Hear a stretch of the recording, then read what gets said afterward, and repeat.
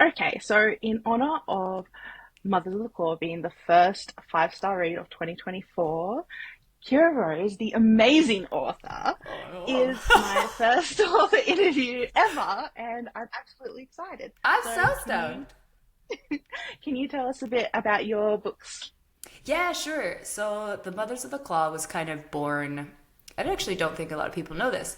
I wrote a short story for an anthology. It was kind of just a one off. I wanted it to be a funny motherhood thing because I didn't, especially within the fantasy realm, I don't find that much mothers that are funny. There are always these like badasses who fight and kick ass, and you can still be that, but be funny and be real about how much work motherhood is.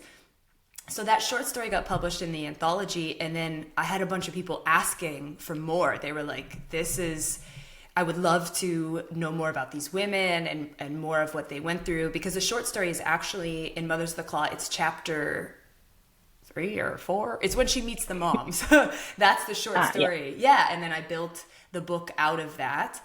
And so the books are just like a really really honest take on motherhood. I don't hold anything back because I think that's the best part of moms coming together, when they're honest, that it's not this, Instagram reel of making these like blended frozen strawberry ice cubes that my kid has in their water. Like, that is not motherhood. It's like, oh my God, I've touched 20 people's poop today and I just need a break, you know?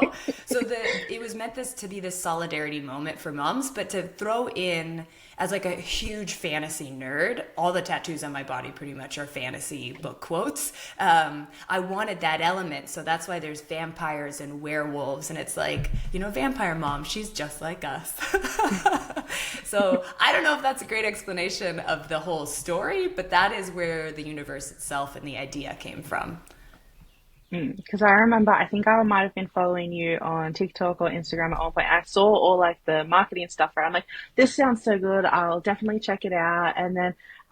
And I knew it was one that I would want to like just sit down and read, and like I knew it was going to be cozy and fun. And then I read it in one sitting. Oh, really? Nice. Yeah. And I was like, this is fantastic. Oh, yay! And it was so refreshing too, because like you said, like fantasy aspects, whether they're cozy or not, they tend to be like, you know, you're either teens or your early 20s or something. That's usually not a lot of mother representation. And even in that, you show such a diversity of motherhood. Oh, Like yay! everyone's got their own like new things. Like you've got single parents, you've got parents that are both supernatural and one's not supernatural or whatever. And I was just like, oh, and just the reality of it. I think one of my favorite quotes in it, and like I'm not a mother, but I still related heavily to it, was I think Angie said something along the lines of um, oh, about finding like your people. Your tribe. And yeah, and I Yeah. was like, yes, because like it's so hard to find friends as an adult It and is. like stick with them. It's so difficult. In high school you have this forced proximity around humans, and you tend to like find your, for me personally, my nerd base that I was close friends with. But then when you get thrown into the real world, it can be very alienating at times. And especially in motherhood, I've found that you can feel especially alienated if you don't have that core group, because there's all these expectations that the world puts on you as a mom of how you should be and how you should act, and there's not really that voice of somebody being like, yo, just survive the day, and that's honestly what I've got. The best thing that has come out of these books that I did not foresee coming are all of the mom friends that I have made from the readers, of people who reaching out to me being like, I don't have a group of mom friends, so Angie and her group are my mom friends, or I saw each of my mom friends in each of these women. And like, moms will send me crazy stories about their kids and be like, can you please put this in the book, because I cannot believe this happened to me. Like, that's the best. I didn't see that coming, and it's like, it's the only reason I wrote any more books in the series, was because people were into it and liked it. I had never seen it be more than one book, to be honest. Oh, really? Yeah. Wow. Strange now Because I that they're. remember reading it and I was like, this has so much potential for a series, for like multiple spin-off series, for everything. Gotta write the kids when they're teenagers. Yeah, I'm like that's gonna be epic. Be hilarious. It's funny. It's become such a world on its own, and that each of the moms, especially with Full Mooning that came out, getting to write from each of their perspectives was way more fun than I thought it was going to be. It's like getting to write Donna because she is totally unhinged. Like for her, it was just like, oh, this is the mom I wish society would let me be. And so writing that, because you had to write the multiple POVs for that, how different was that writing process from the first two books? So stressful. Because like I didn't want to write it and then somebody to read it and be like, they're all the same person. Because to me, they're so individualistic. And I don't know if you caught this, but like in Donna's, when you read hers, I make so many puns. They're meant to be like, because she's just, like I said, like she's just unhinged. She's got a weird sense of humor. So I tried to throw little quirks of them in there. And then there's Lilith, who's this really kind person, but she's married to Satan. She's quite wealthy and, doing well in the world. So I tried to put in for hers that like her son is this unhinged demon child, but she's like, I can keep it together. I can do this. I've got my shit together. And then by the end, she's just like, I do not have it together. And it was like the breathing, it's like breathe, and it's like I've tried the gentle parenting, and then she just like walked out. She's like, "No, I'm done with him. No, I'm done." My favorite line in her story is that like 99.9% of the time I love being a mom. I have just found that 0.1%. I highlighted that. It's so true. Like, yes. Yeah, it's so true. There's days where you're just like, you're just like staring at a wall because you're like, I just have to make it to bedtime today. So you said that you were only planning originally for one book. Like that's clearly changed now because there's multiple. Yeah. Do you have an idea of how many you want for this now? No, honestly.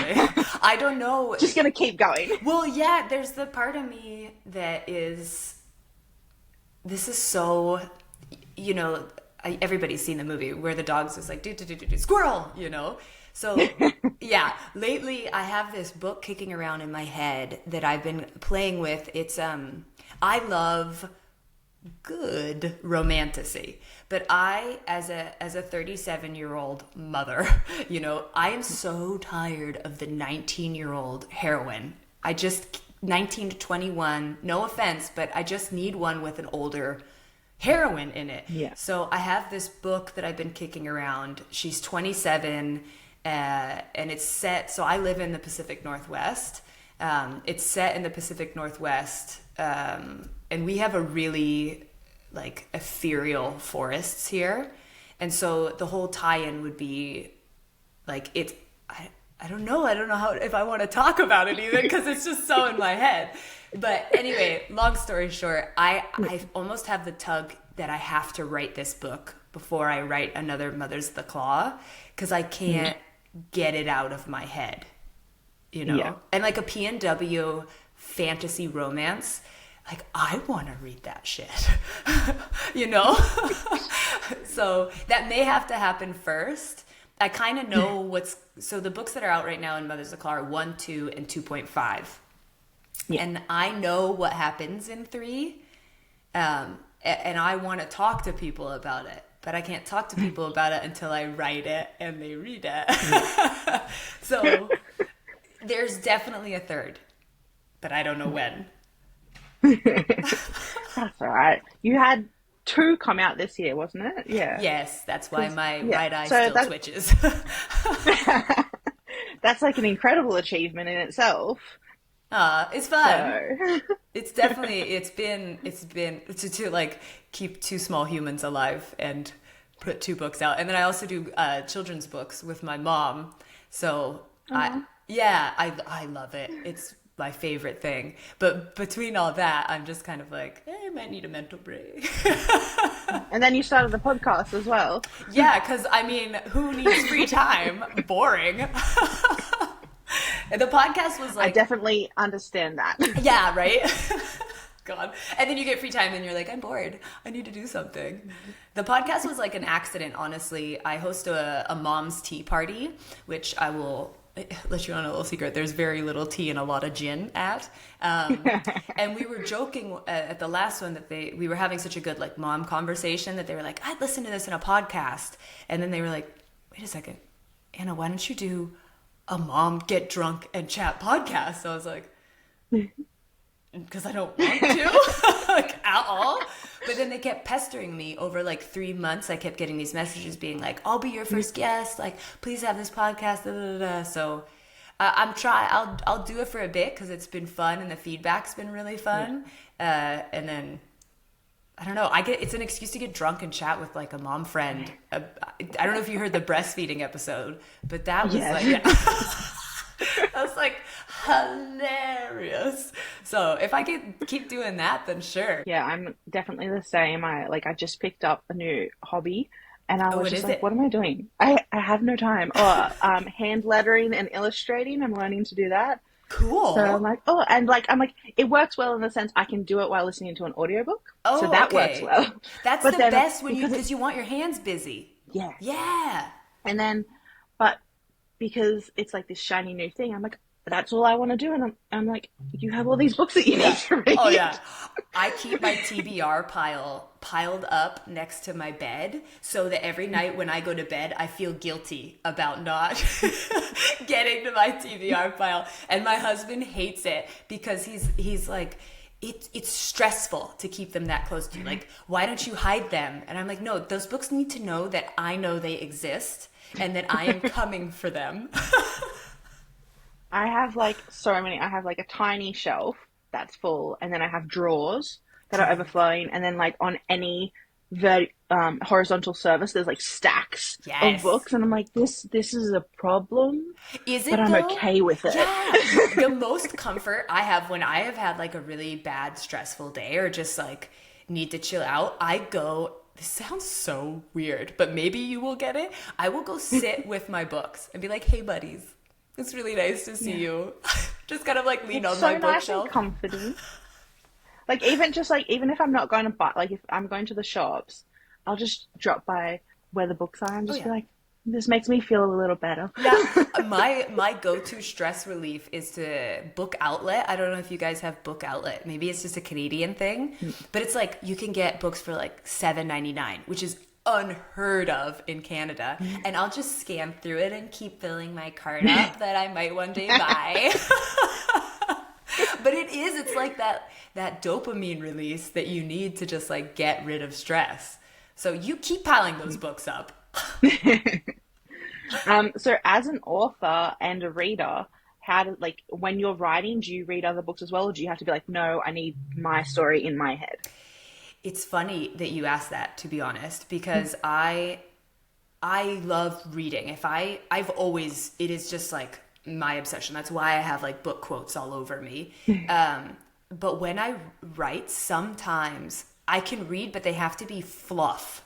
It can't be like The Faithful and the Fallen by John Gwynne, which has like 400,000 main characters and 40 different storylines that you're trying to follow. I can't read that when I'm writing. But if it's like a really fluffy thing, like what's the one I just read that everybody knows? I think the second one is Bookshops and Bone Dust. I read the first one. Oh yeah, the Legends and Lattes. Legends and Lattes. I read that, and that was the most glorious piece of like cotton candy. You know, it's just fluff in your mouth that disappears.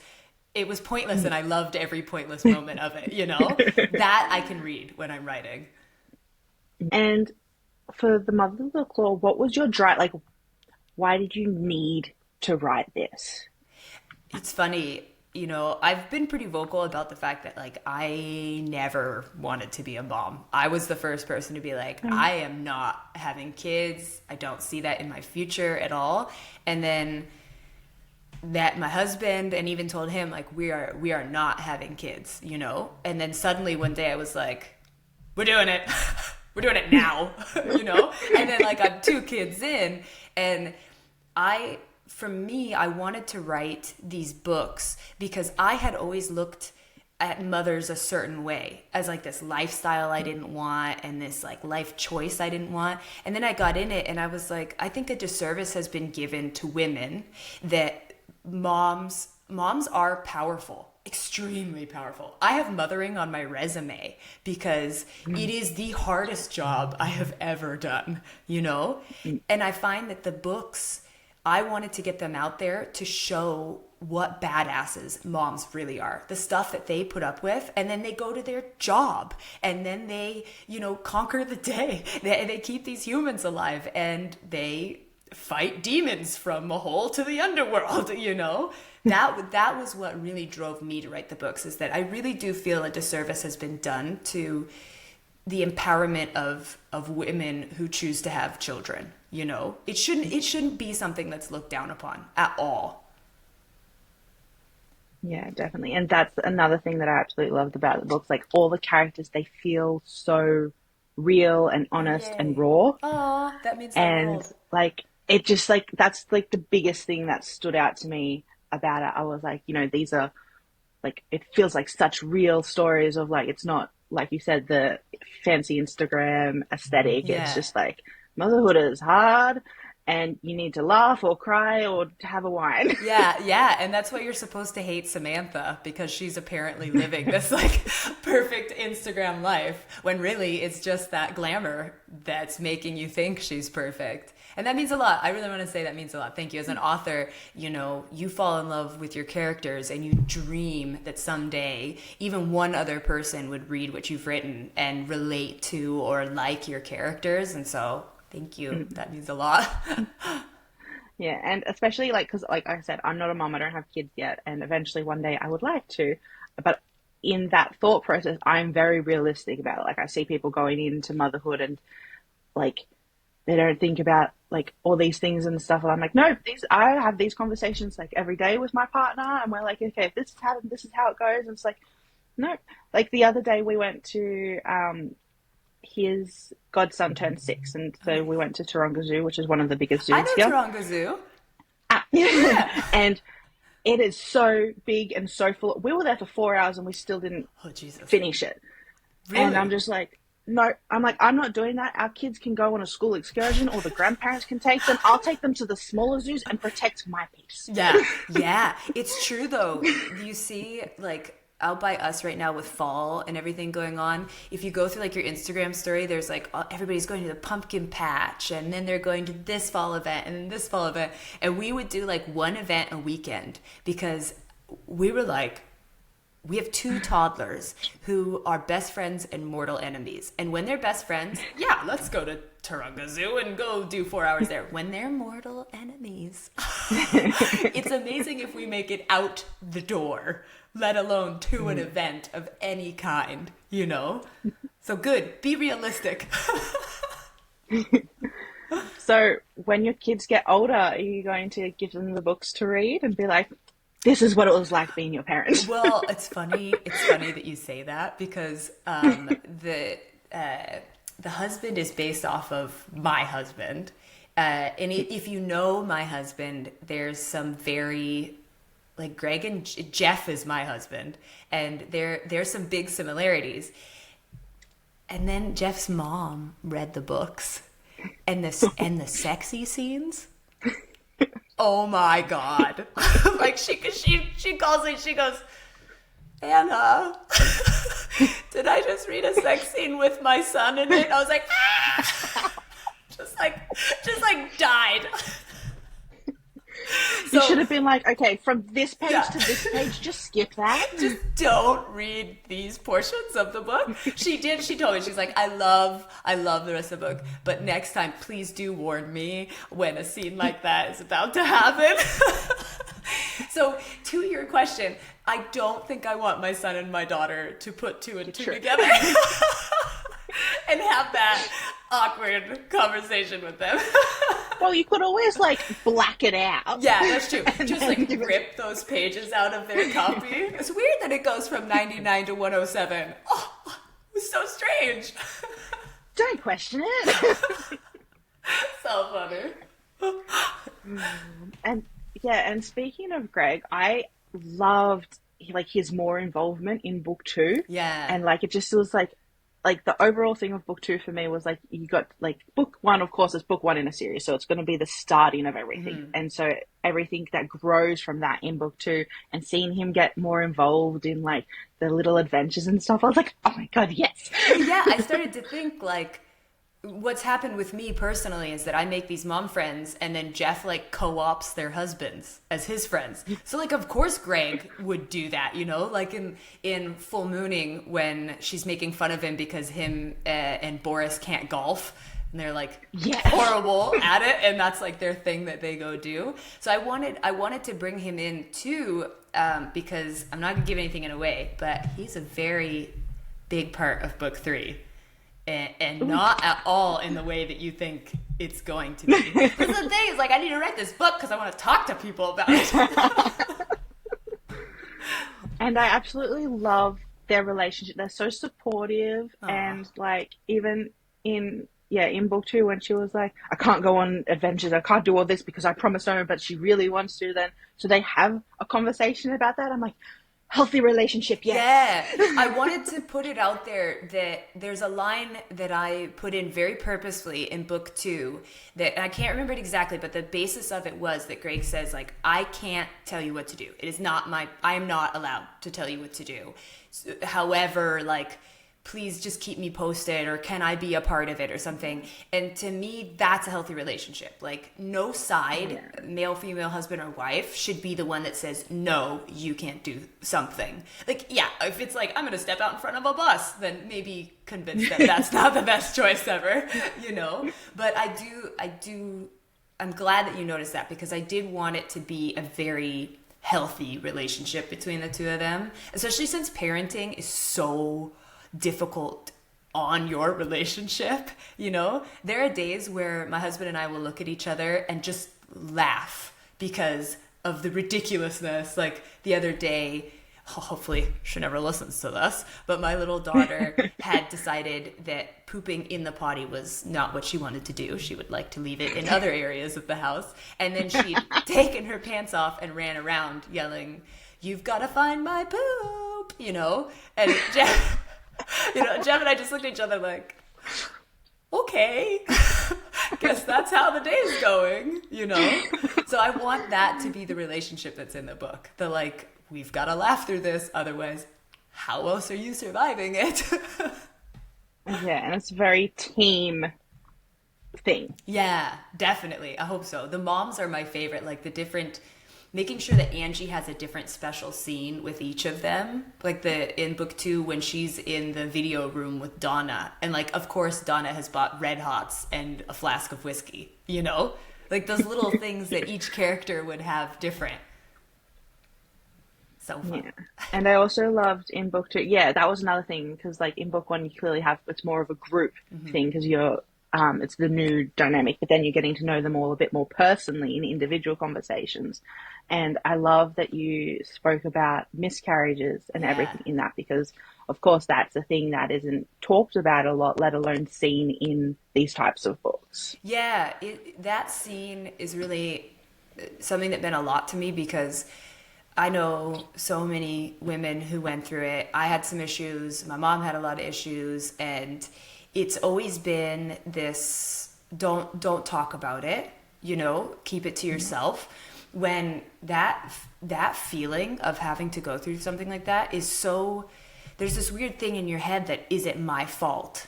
Did I cause this? When it's so just a natural process that happens.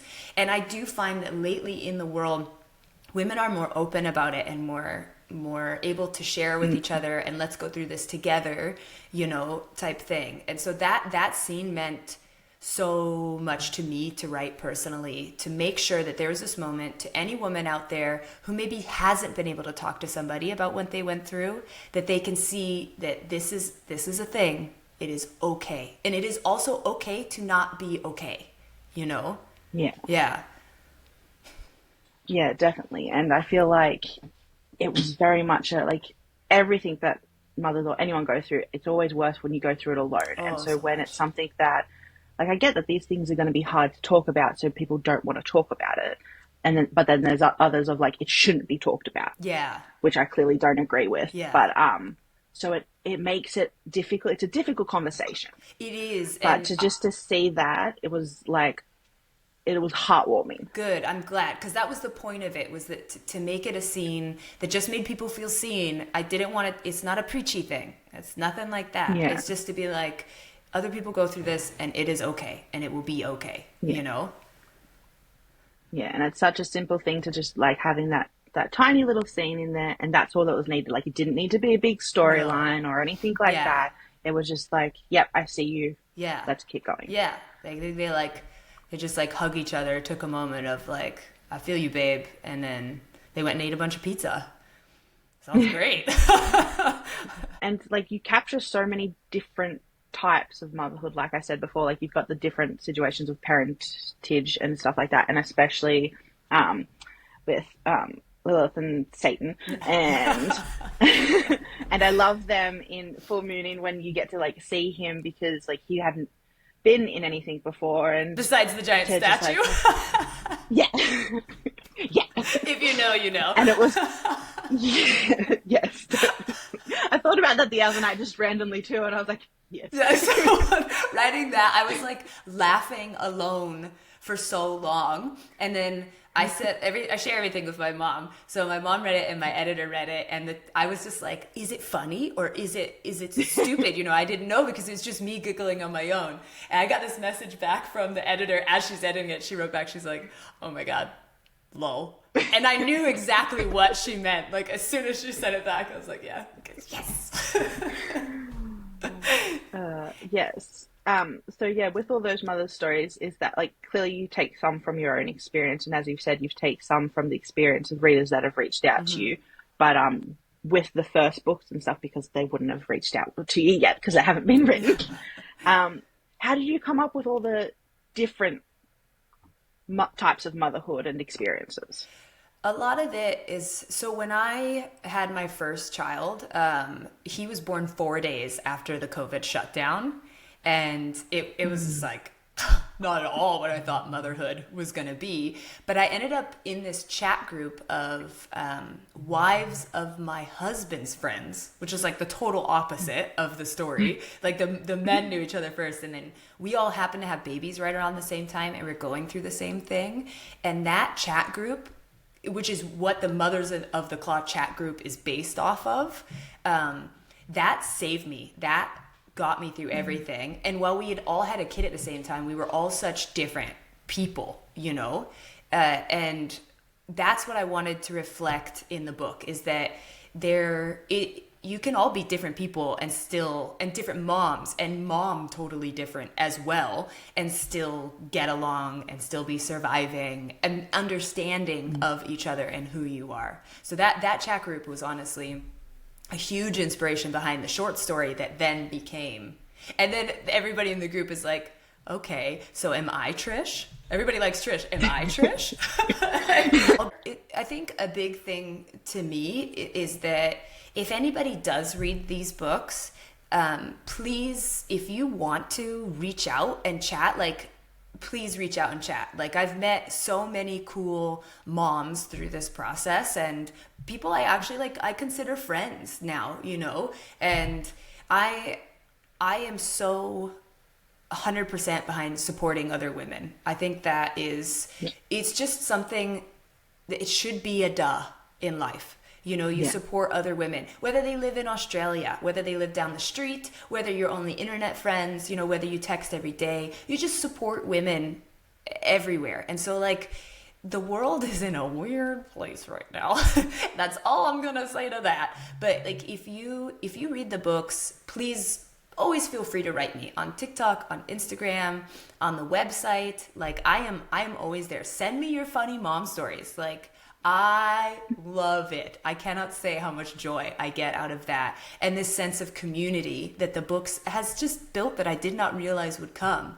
It's so cool. That's so lovely to like hear that. It's a community that Yeah. you've created, like, and you didn't expect it. Like, it's such a bit like a nice surprise. Oh, it was such a surprise when the first book came out. And that's that's when I started to get all these messages. Like when it went to ARC readers, people were just interested in the idea of it when it's Yeah. first, because I think, I don't know, but I had looked and I'd never seen a book like it before. So I think there was a lot of women who at least hadn't found something similar.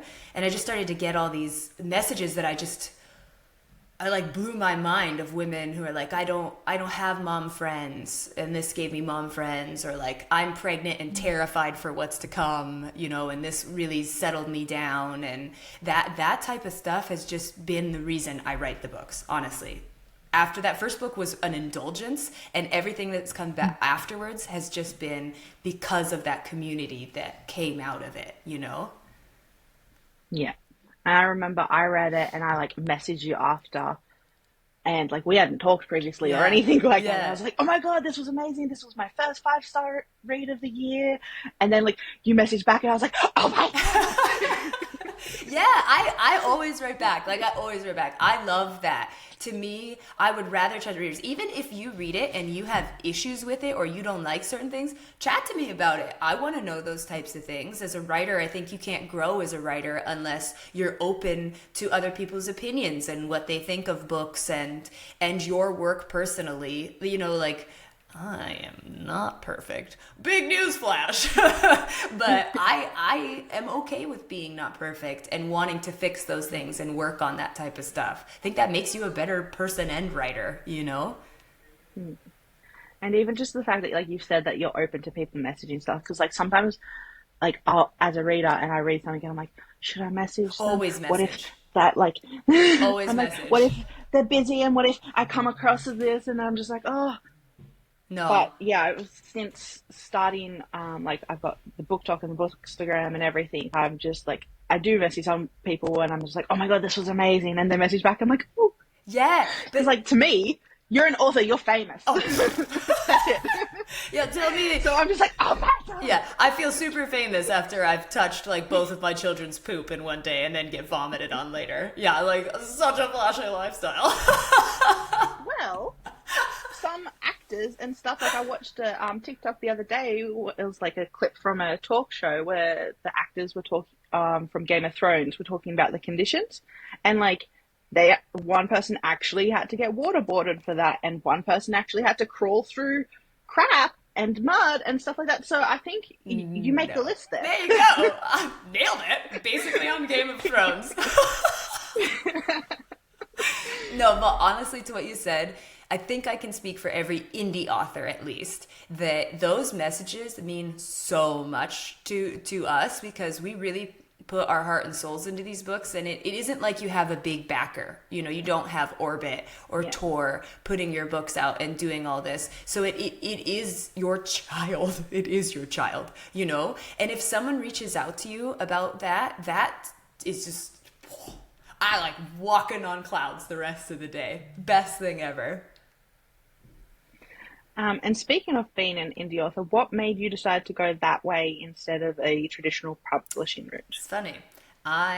So the short story was traditionally published, and Yeah. I wrote the long one because I was like, oh, the short story got published, lots of people like it. Clearly, I can get this traditionally published. So I sent it to a couple people. I started with just a few, and one of them wrote back, nobody is interested in a mom story. And I was like, Oh, I don't think that's true. Like it was such a sexist thing. It was such a message that I was so flabbergasted by it that it actually like took me back. It took me like 2 weeks to sit back and really think about things. Because I was kind of like, does that mean that moms don't have a voice, or like we don't matter in the reader market, or that our stories aren't worth being heard? That just blew my mind. And after that, I was like, yeah. even if there is an agent out there who would take this, I'm going to do this, because I think that this needs to be out there, and that this is something worth exploring, stories that celebrate moms as badasses, as more than just a mother. You know what I mean?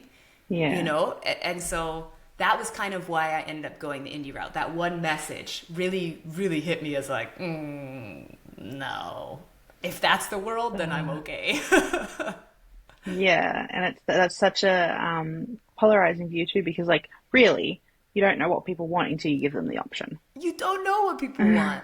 Yeah, it's And like if they're saying that, oh, breeders only like 19 to 21-year-old main characters and all this, well, if you're not going to give them anything else, of course that's all that they're going to do. exactly. And it's funny, I can't tell you how many when I was starting to think that, I was reading all these really like prominent romantasy books, and I was just starting to be like, oh my god, it's another 19-year-old, it's another 18-year-old, it's another 21-year-old. Like, is there, am I the only one that wants someone older? But then it's like Book Talk heard me, and all these book talks started to filter through. Is like, can somebody please make an older FMC? Can somebody please put out this romantasy but with an FMC who's like legally could be with that male?